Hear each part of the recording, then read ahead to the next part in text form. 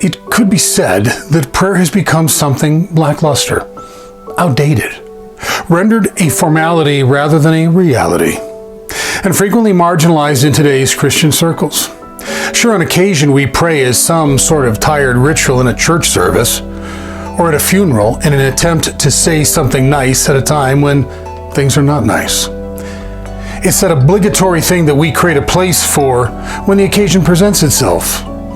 But it's rarely that thing that we develop a passion for as each new day presents itself.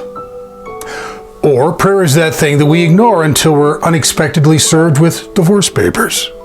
Or we find out that the diagnosis is terminal. Or we realize that our job is going to fall victim to yet another merger.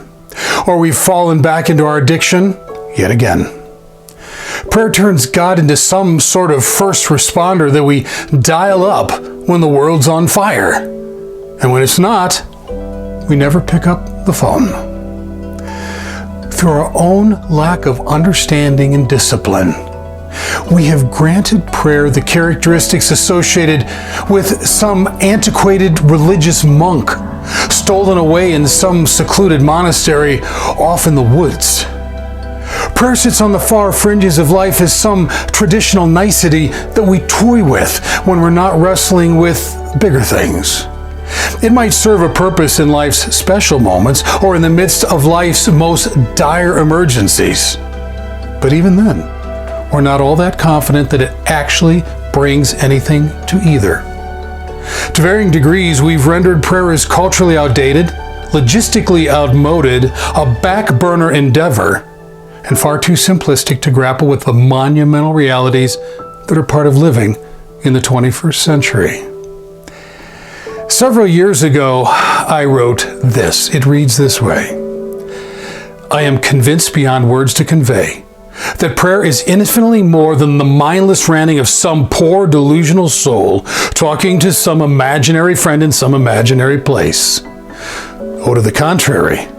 Prayer is the manifest pleading of a soul worn raw that, by the simple act of prayer, unleashes untold forces that we can't imagine, that surge in a descent so massive and so inconceivably powerful that the ground of everything before them shakes. And in this descent, lives are changed beyond recognition, nations are transformed beyond comprehension, and history is brought to its knees in the face of a God who says, "Be healed." That, my friend, is nothing of a delusional soul or imaginary friend or any other such nonsense. That is what drove the writing of this book. Bringing the power of prayer into our lives, whatever state our lives might be in at any given moment. To unleash this power in order to change our lives, our families, our communities, and our world. To draw upon a power that it can exert itself in a life sitting right next to us, or a life sitting half a world away. A power that is never held hostage to any power. That is both the promise and the power of prayer.